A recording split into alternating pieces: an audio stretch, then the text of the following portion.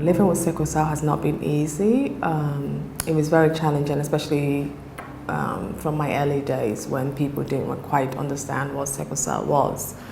My mum always tells me the story that even in the United Kingdom, the hospital at Great Ormond Street struggled.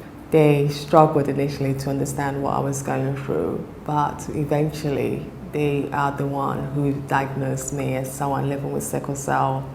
They thought I was just someone who was a naughty child who doesn't want to play with other kids, or who would wet in the school sometimes because I used to drink a lot of water, and sometimes I would just pee myself. So they just thought I was just weird.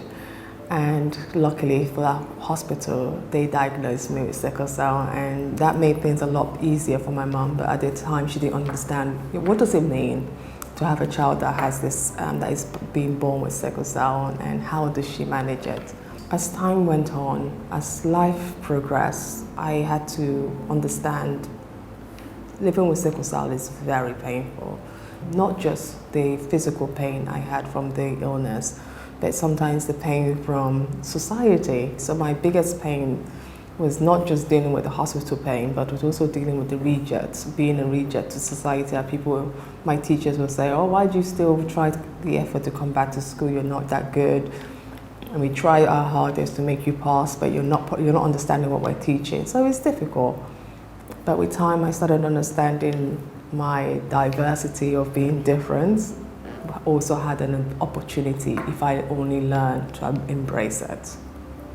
My purpose of visiting Bahrain is really simple. It's just because I want to amplify the work Bahrain is doing for people living with sickle cell. This is my third visit, and I feel like I'm just going to keep coming back over and over again. The reason being, I love the integration program Bahrain has for people living with sickle cell. And Bahrain does this really, really beautifully, and I just want the rest of the world to know this, to know that there is hope.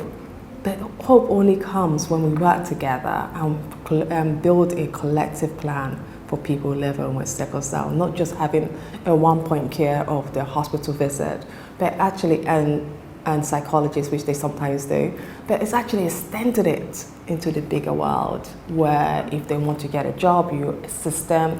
If they're late to school or they can't go to school, you talk to them and you work with their families. So I'm so delighted to be here and visit Bahrain.